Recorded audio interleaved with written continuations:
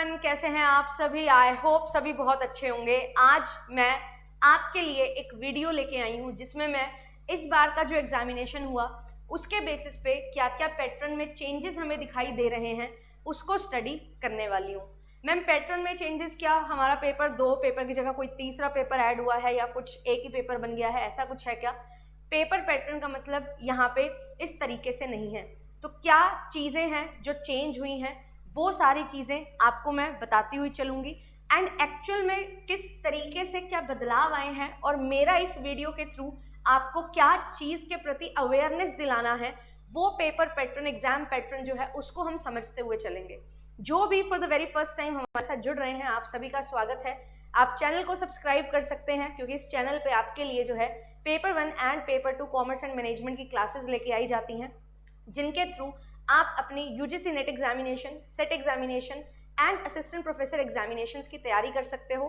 बिल्कुल आपको थ्योरी के साथ साथ जो है प्रीवियस ईयर क्वेश्चंस, उनको कैसे एनालाइज करना है, कैसे अप्रोच करना है, वो सारी चीज़ें बताई जाती हैं एंड बहुत सारे रिविजन सेशंस आपके लिए हैं। तो आप लोग जो है बिल्कुल बेसिक से थ्योरी भी रिवाइज कर सकते हो, पढ़ सकते हो एंड जो आपके प्रीवियस ईयर क्वेश्चन को एनालाइज हम करते हैं वो सेशंस भी आपके लिए हैं। अगर आप दिसंबर में यूजीसी नेट एग्जामिनेशन देने वाले हो तो आपके लिए ये वीडियो बहुत ज़्यादा रेलिवेंट होने वाली है। मेरा नाम आयुषी है, आपके लिए पिछले 1.5 साल से इस चैनल पे लगातार कंटेंट डाल रही हूँ, बहुत ही अपडेटेड तरीके से और बहुत ही जो जेन्युइन हमारे पास जिस तरीके के क्वेश्चंस आ रहे हैं उनको कैसे अप्रोच किया जाता है वो एफर्ट्स के साथ आपके लिए वीडियोस जो है मैं बनाती हूँ। तो आप लोग चैनल को सब्सक्राइब कर सकते हैं एंड वीडियो को लाइक एंड शेयर कर सकते हैं। क्लासेस की पीडीएफ मिलना बहुत ज़्यादा ज़रूरी होता है रिवीजन के लिए, नोट मेकिंग के लिए।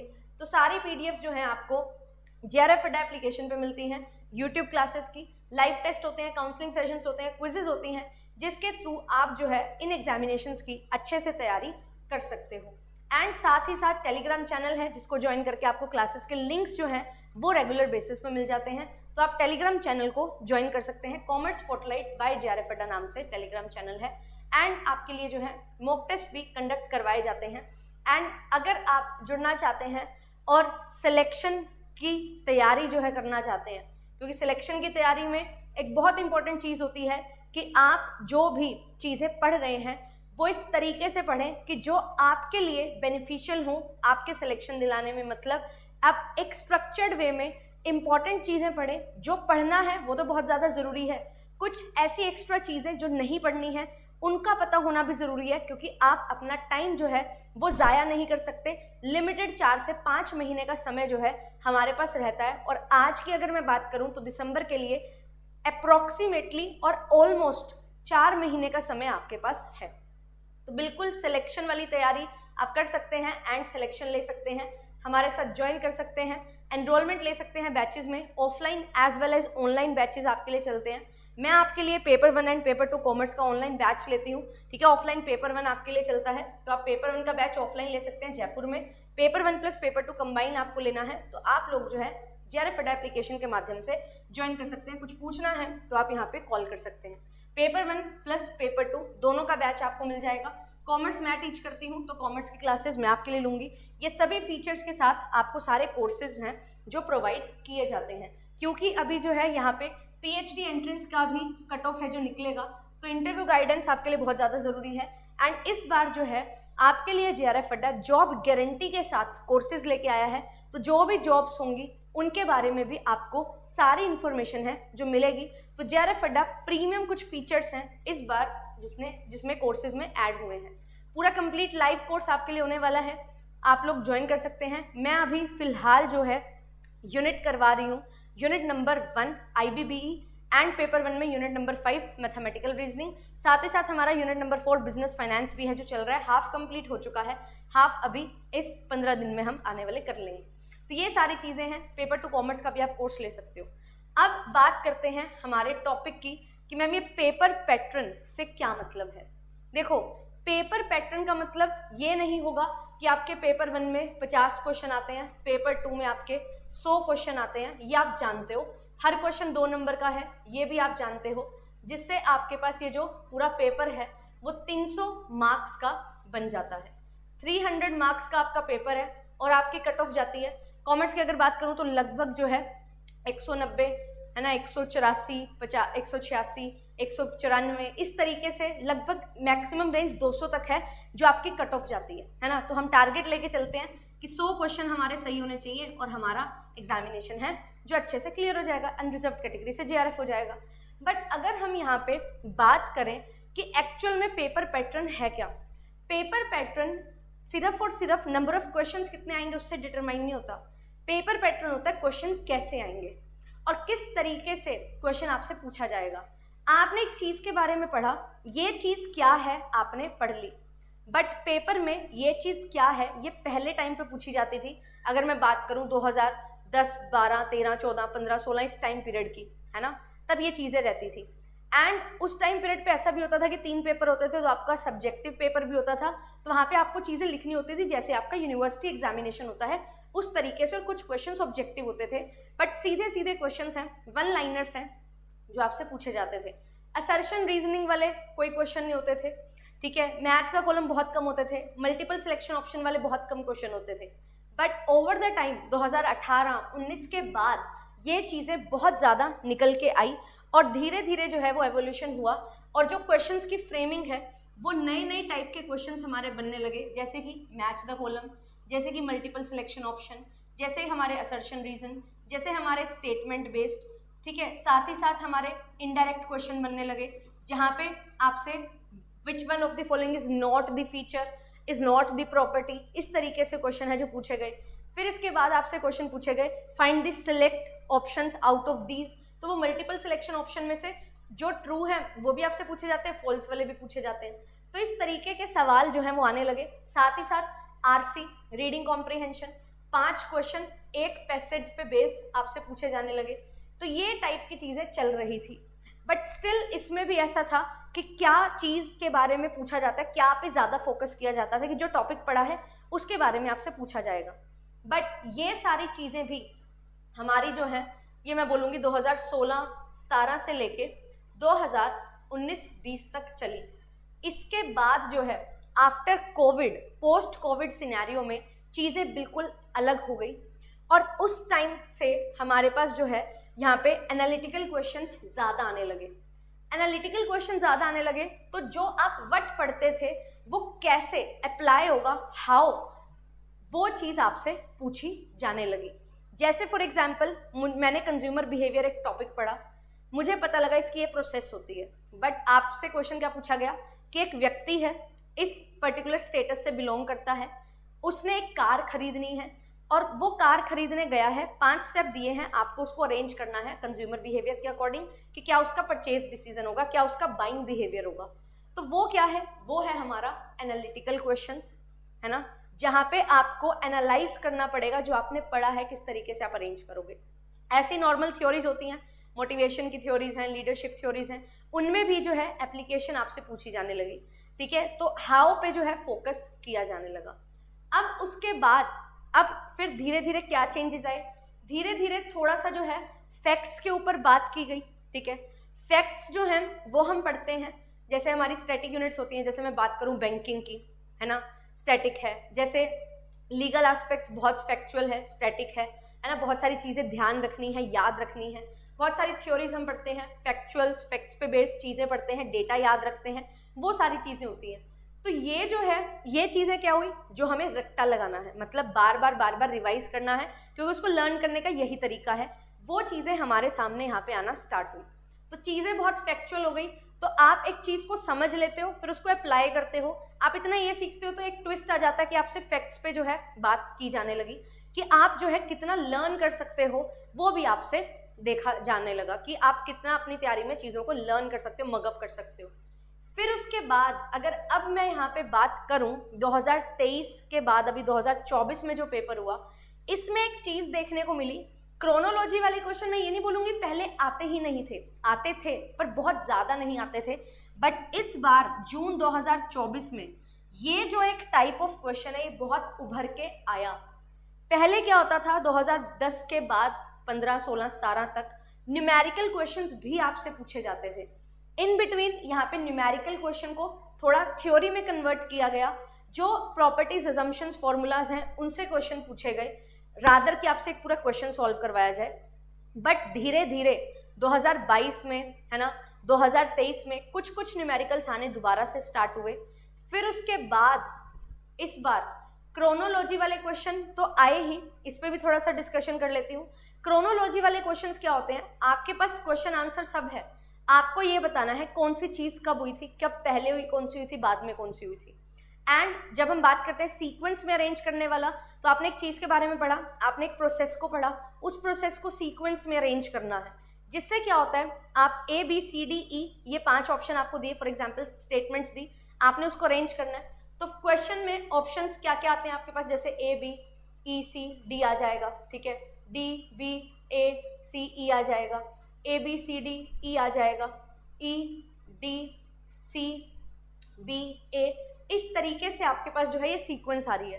तो जब हम उनको ऑप्शंस को अरेंज कर रहे होते हैं और जब हम स्क्रॉल डाउन करके मैच कर रहे होते हैं, तो यहाँ पे बहुत जो है टाइम आपका कंज्यूम होता है। ये चीज़ के लिए जो है टाइम कंज्यूम आपका ज़्यादा हो, इस चीज़ के लिए क्या किया गया, क्रोनोलॉजिकल क्वेश्चंस ऐड किए गए। और एक ट्विस्ट ये दिया गया कि आपको 3 ऑप्शन दिए जाते हैं कुछ, और 4th ऑप्शन आपको दे दिया जाता था ऑल ऑफ द अबव, है ना, 4th option all of the above दे दिया जाता था। बट इस बार जो है क्या किया गया, ऑल ऑफ द अबव भी plus none of the above, ये वाला ऑप्शन भी आपसे काफ़ी क्वेश्चंस में दिया गया। जिससे क्या होगा, जिससे आप अगर कोई पर्टिकुलर पॉइंट के बारे में बिल्कुल भी 100% श्योर नहीं हो, तो वहाँ पे आप यहाँ पे कंफ्यूज हो सकते हो कि इसको लें या ना लें, क्योंकि लेने वाला भी आ गया और जिसमें नहीं आएगा बिल्कुल भी, वो भी पॉइंट आ गया। तो यहाँ पे एग्जामिनर जो है आपसे और ज़्यादा जो है बिल्कुल वो डिमांड कर रहा है कि जो बच्चे ने बहुत अच्छे से पढ़ा हो ना, वही चीज़ हो। सिलेक्शन बाय एलिमिनेशन हमने एक टेक्निक सीखी थी यहाँ पे कि आपको बहुत हेल्प करेगी, पर इस बार इस टाइप के क्वेश्चन ऐड करके, इस टाइप से क्वेश्चन के ऑप्शंस ऐड करके एग्जामिनर ने एक और जो है ट्विस्ट इसमें डाला यूजीसी नेट एग्जामिनेशन में, कि जिसको बहुत अच्छे से चीज़ों को बिल्कुल उसने क्लियर कर रखा है ना, बहुत अच्छे से क्लैरिटी है, वही इस क्वेश्चन को बना पाएगा। तो ये चेंजेस जो हैं ये हमें हेल्प करते हैं ये डिटरमाइन करने में, इतनी अवेयरनेस देने में कि इन पे हमें काम करना पड़ेगा। हम प्रीवियस ईयर क्वेश्चन को एनालाइज करें बहुत ज़्यादा ज़रूरी है, पर हम इस चीज़ के लिए भी तैयार रहें कि आगे और क्या ट्विस्ट आ सकते हैं। तो not just about clearing your concept, but something is about to be a self aware of what can be asked, है ना। व्हाट वाज आस्क्ड वो तो ठीक है, बट फ्यूचर में क्या, व्हाट विल बी आस्क्ड, वो चीज़ भी हमें क्लियर होनी चाहिए, क्योंकि यहाँ पे चीज़ें बदल रही हैं। और दूसरी चीज़ अभी मैंने बोला कि जो है हमारे पास थ्योरी और न्यूमेरिकल में क्वेश्चंस आते हैं। थ्योरी में पहले क्या किया जाता था, पहले न्यूमेरिकल्स आते थे, बेसिक न्यूमेरिकल्स, बहुत ज़्यादा हाई फाई न्यूमेरिकल्स नहीं, बट फिर क्या किया गया, उनको थ्योरी में कन्वर्ट किया गया। जो अजम्पशंस, प्रॉपर्टीज़, फॉर्मूलाज हैं, उन पे बेस्ड क्वेश्चन आने लगे, ठीक है।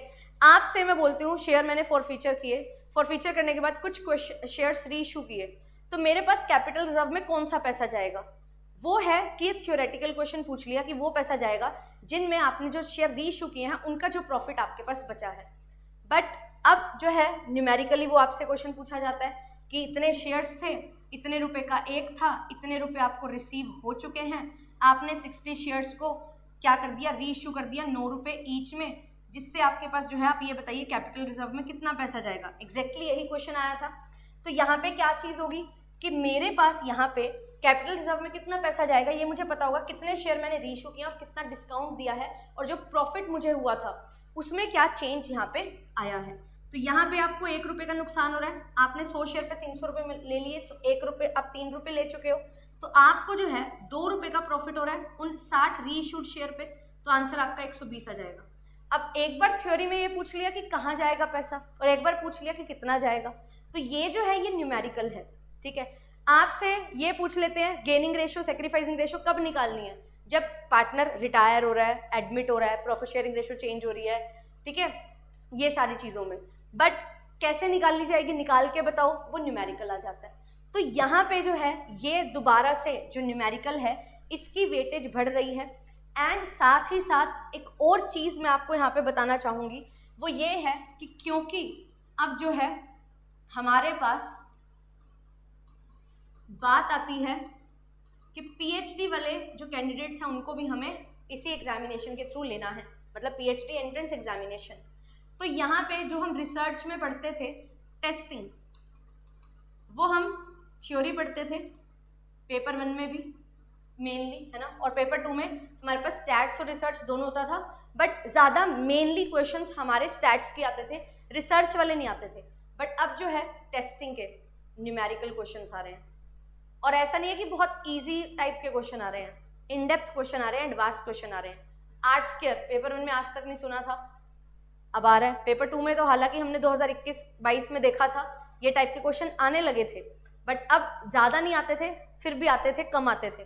पर अब जो है टाइप ऑफ रिसर्च, ठीक है, वैलिडिटी, रिलायबिलिटी, ये चीज़ें ठीक है, बट इसके साथ जो है न्यूमेरिकल्स पे भी फोकस किया जा रहा है, क्योंकि at the end of the जब आप पीएचडी कर रहे हो, है ना, जब पीएचडी करोगे तो आपके पास सॉफ्टवेयर्स होंगे, बट उनमें जो है चीज़ें समझ आएंगी, तभी कौन सा टेस्ट लगेगा, कैसे सिग्निफिकेंस लेवल, क्रिटिकल लेवल पता होगा, उसी के अकॉर्डिंग आप इस चीज़ को कर पाओगे। तो डिफरेंट टेस्ट कैसे लगते हैं, डिग्री ऑफ फ्रीडम कितना होता है, कैसे होता है, वो सारी चीज़ें आपसे पूछी जाती हैं। एंड प्लस कोरिलेशन रिग्रेशन आप लगा रहे हो, उसके न्यूमेरिकल्स भी, टेस्टिंग के न्यूमेरिकल्स भी पूछे जाते हैं।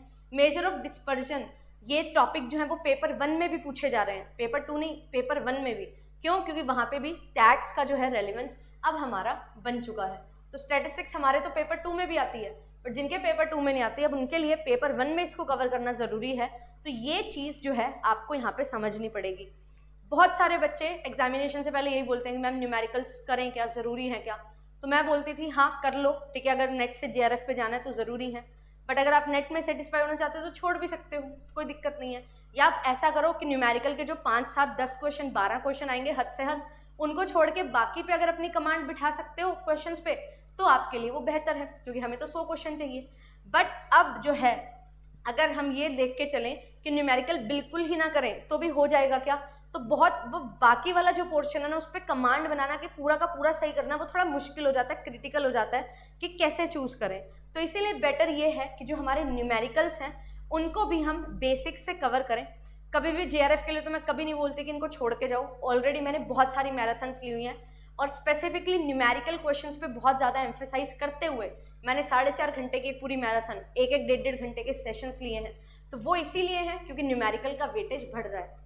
न्यूमेरिकल से टाइम बहुत लगता है, एक क्वेश्चन को करने में 3 से 4 मिनट लग जाते हैं, बट अगर आपने अच्छे से प्रैक्टिस कर रखी है तो वो आप जल्दी भी कर सकते हो, क्योंकि आपको 15 नंबर के लिए पूरा सजा के लिख के नहीं आना, जस्ट कैलकुलेशंस करनी है। वो कैलकुलेशंस कितना रैपिडली आप करोगे, वो चीज़ विद प्रैक्टिस आपके लिए होने वाली है, और कितना बेहतरीन तरीके से आपने थ्योरी को समझा है, सो दैट जो थ्योरी हमने पढ़ी है उसको हम अच्छे से अप्लाई कर सके, हर चीज़ देख सके, जब भी न्यूमेरिकली कैलकुलेशन कर रहे हैं हर चीज़ को समझ सके। तो ये जो चीज़ है इसके लिए लगती है प्रैक्टिस।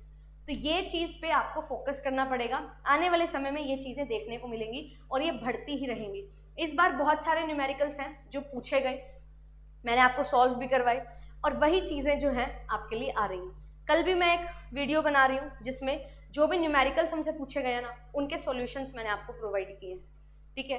तो ये चीज़ देखो, दिसंबर में जो भी अप्लाई कर रहे हो ये चीज़ पे फोकस रखो, क्योंकि विदाउट न्यूमेरिकल्स चीज़ें बहुत ईजी नहीं रहेंगी, है ना। विद न्यूमेरिकल्स चीज़ें ईजी हो जाएंगी, विदाउट न्यूमेरिकल्स थोड़ा सा स्ट्रगल आपके साथ बना रहेगा।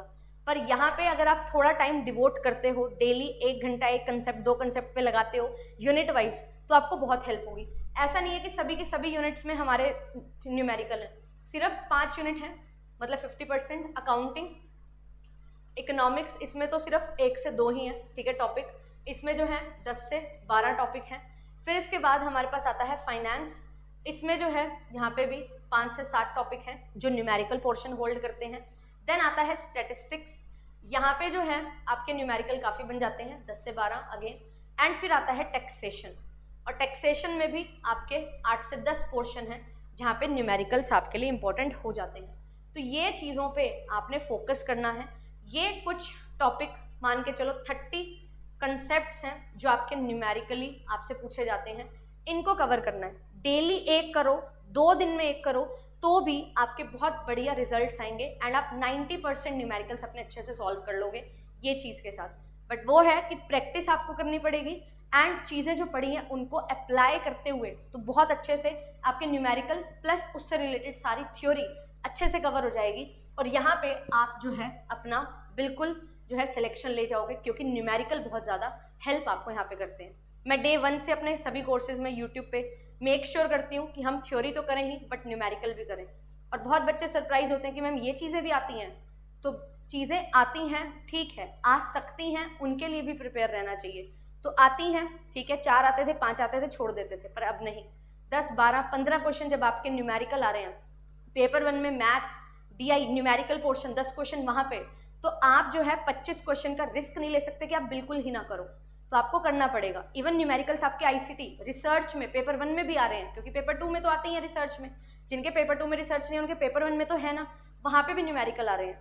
तो ये न्यूमेरिकल्स जो हैं, ये आप अगर प्रैक्टिस करते हो तो बहुत ईजिली आपके सोल्व हो जाते हैं, और उसी चीज़ पे आपने काम करना है। जो भी दिसंबर के लिए तैयारी कर रहे हैं, चैनल आपके पास है, चैनल पे इतना अल्टीमेट कंटेंट है जो आपको बहुत ज़्यादा हेल्प करेगा, ठीक है। अभी जो है आप यहाँ पे प्लेलिस्ट में जाके देखोगे तो आपके लिए इतनी सारी मैराथन्स मैंने ली हुई हैं, जहाँ पे आपको हर चीज़ बहुत बढ़िया तरीके से समझ आ जाएगी। यहाँ पे 40 से 41 वीडियोज़ हैं, और इसमें पूरे न्यूमेरिकल्स की मैराथन है 4.5 घंटे की। ये मैं ये नहीं बोल रही एक दिन में कवर करो, आप हफ्ते में कवर करो, पर बी श्योर कि वो टाइप का क्वेश्चन जो है उसको हम समझें, ठीक है। प्रीवियस ईयर एनालाइज करवाए हुए हैं, अपनी तैयारी को करते रहो, कंटिन्यू करते रहो, लगातार जो है धीरे धीरे थोड़ा थोड़ा पढ़ते रहो। और अगर आपको लगता है मेरे को पूरा कोर्स ही स्ट्रक्चर्ड वे में पढ़ना है, अंडर द गाइडेंस पढ़ना है, तो उसके लिए आपके लिए पेड कोर्स है, ठीक है। मैं इसमें बिल्कुल भी हिचकिचाऊंगी नहीं बोलने में, क्योंकि जब पढ़ना होता है ना तो वहाँ पे आपकी गाइडेंस बहुत मैटर करती है, जब आपको बिल्कुल बेसिक से पढ़ना है। अगर आप समझ चुके हो इस एग्जामिनेशन को, एक बार पेपर दे चुके हो, आपको लगता है सेल्फ स्टडी से हो जाएगा, तो सेल्फ स्टडी के लिए आपके लिए पूरा प्लेटफॉर्म है जो 1.5 साल से मेहनत करके एस्टेब्लिश किया गया है कि हाँ ये चैनल वन स्टॉप सॉल्यूशन आपके लिए बन सके अगर आप UGC net set assistant professor की तैयारी कर रहे हो। और वो चीज़ मैंने बखूबी की है, पूरी टीम ने बखूबी की है, तो ये चीज़ का आप बेनिफिट ज़रूर ले सकते हैं। एंड आपके लिए आज इस वीडियो में मैंने यही चीज़ें डिस्कस करनी थी। आई होप कि आपको जो ये चीज़ें हैं समझ आई होंगी। इनके बेसिस पे आप अपनी स्ट्रेंथ को एनालाइज करो, अपनी इंडिविजुअल स्ट्रेटजी बनाओ कि मुझे न्यूमेरिकल पोर्शन पढ़ना है तो मुझे कितना समय देना होगा। समय लगेगा, 2 दिन में एक कंसेप्ट आप पढ़ोगे, है ना, बट वो 2 दिन में एक कंसेप्ट पढ़ा हुआ आपको बहुत हेल्प करेगा। एक दिन पढ़ो, अगले दिन उसको अच्छे से रिवाइज करो, कुछ चीज़ें नई सीखने को मिल रही है उनको इनकॉर्पोरेट करो, एंड अच्छे से 2 दिन में एक concept with practice questions complete आगे बढ़ो, फिर आगे बढ़ो, आगे बढ़ो। 30 कंसेप्ट 60 दिन 70 दिन मैक्सिमम, और you are good to go. क्योंकि साथ साथ थ्योरी भी करनी है, तो न्यूमेरिकल और थ्योरी के अपने 100-150 टॉपिक्स जो आपको बिल्कुल सिलेक्शन देके जाते हैं। और ये चीज़ पे मैं काम कर रही हूँ, आपके लिए मंडे को एक वीडियो लेके आऊँगी जिसमें हम बिल्कुल अच्छे से ट्रेंड को एनालाइज करके इंपॉर्टेंट टॉपिक्स को स्टडी करेंगे कि कॉमर्स में किस तरीके से प्रिपरेशन हमें करनी है और कौन से टॉपिक्स को हमें ध्यान में रखना है। और न्यूमेरिकल और थ्योरी का जब कॉम्बिनेशन बनेगा तो इतना गजब कॉम्बिनेशन होगा, आप जो है क्वेश्चन पढ़ते पढ़ते समझोगे कि हाँ ये चीज़ वहाँ पढ़ी थी तो याद आ रही है, और उससे आप रिलेट कर पाओगे, एंड क्वेश्चन आपके लिए बहुत आसान हो जाएंगे एग्जामिनेशन में। ये मैं अपने खुद के एक्सपीरियंस से बता रही हूँ, क्योंकि सिर्फ और सिर्फ कुछ चीज़ें कर लेना नहीं, उनको अच्छे से समझना वो मैटर करता है ज़्यादा। क्योंकि फ्रेमिंग जब क्वेश्चन की बनती है तो आपने अगर पढ़ा होता है तो आप अच्छे से लिंक कर सकते हो, ठीक है। तो थोड़ा सा वो एक्स्ट्रा एफर्ट जो है वो आपको डालना पड़ेगा। अगर आप चाहते हो कि मैम आपके साथ वो एफर्ट करना है तो बिल्कुल आप लोग ज्वाइन कर सकते हैं। मैंने यूनिट्स पूरी अच्छे से स्टार्ट कर दी हैं, IB कर रही हूँ, बिजनेस फाइनेंस करवा रही हूँ, ज्वाइन कर सकते हो आप एप्लीकेशन के थ्रू। कुछ भी पूछना है सपोर्ट नंबर पे कॉल करो, they will guide you, and आपको जो है बिल्कुल अच्छे से बता देंगे। एंड आपको मेरे से बात करनी है तो आप कमेंट सेक्शन में अपना कमेंट छोड़ देना, मैं आपको रिप्लाई कर दूँगी, ठीक है। Thank you so much, bye bye. And जल्द ही यूट्यूब पे भी स्टार्ट कर रहे हैं चीज़ें, अभी थोड़ा डिकोड कर रहे हैं सो दैट अच्छे से अंडरस्टैंडिंग डेवलप हो सके, फिर फटाफट जो है काम करेंगे। और आप जानते हो एक बार जो मैं आपको बोल देती हूँ वो हम करते हैं, और रिवीजन हमने किस बेहतरीन तरीके से की है ये भी आपने देखा होगा, नहीं देखा तो जाके देखो चैनल को, बहुत अल्टीमेट तरीके से आपकी पढ़ाई है जो करवाई जाती है। Thank you so much, bye bye. मिलूंगी आपसे कल एक बहुत ही अच्छी वीडियो में शाम को 5 बजे।